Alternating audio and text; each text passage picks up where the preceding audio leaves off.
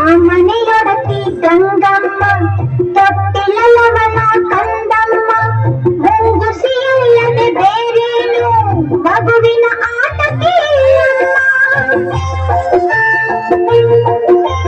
ಮುಂಗುಸಿಯೊಡನೆ ಪ್ರೀತಿಯಲ್ಲಿ ಕಂದನು ಜೊತೆಗೆ ಪ್ರೇಮದಲ್ಲಿ ಬಾಳುತ್ತಲಿದ್ದಳು ಗಂಗಮ್ಮ ಮುಂದೇನಾಯಿತು ಕೇಳಮ್ಮ. ಮನೆಯಲ್ಲಿ ನೀರು ಮುಗಿದಿರಲು ಹೊಳೆಯ ಕಡೆಗೆ ಹೊರಟಿರಲು ಕಂದನು ಇನ್ನು ಮಲಗಿರಲು ಮುಂಗುಸಿಯನ್ನು ಕೂಗಿದಳು. ಮನೆಯಲ್ಲಿ ಬೇರೆ ಯಾರಿಲ್ಲ, ಮಗುವಿಗೆ ಯಾರೂ ಜೊತೆಯಿಲ್ಲ. ತೊಟ್ಟಿಲ ಬಳಿಯೇ ಕಾವಲಿರು, ಹೊರಗಡೆ ಎಲ್ಲೂ ಹೋಗದಿರು. ಗಂಗೆಯ ಒಳಗೆ ಹೊರಟಾಗ ಬೇರೆಯಿಂದ ಹರಿನಾಗ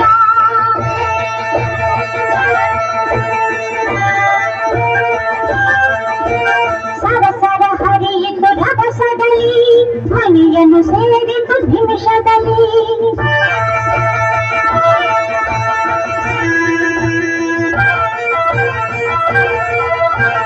ಮುಂಗಿಸಿ ನೋಡಿತು ಹಾವನ್ನು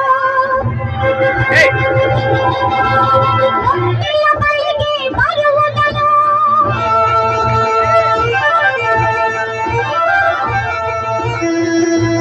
ಮೇಲೆ ಬಿದ್ದಿತು ವೇಗದಲ್ಲಿ, ಆಳುಗ ನಡೆಯಿತು ರೋಷದಲ್ಲಿ.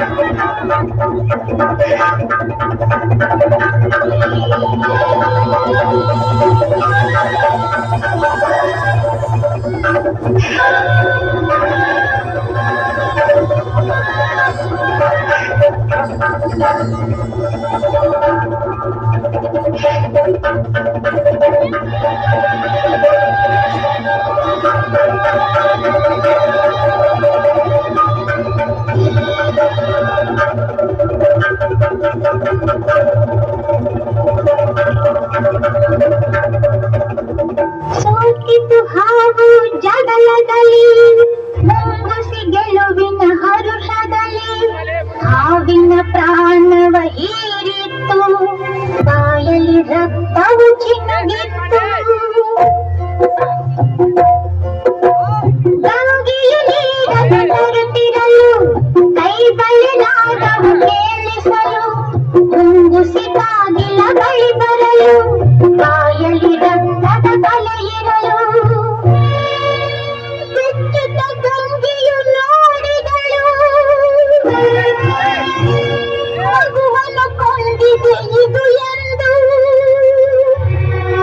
ಮುಂಗುಸಿಯನ್ನು ಚಚ್ಚಿದಳು, ಅಳುದ ಒಳಗೆ ಓಡಿದಳು.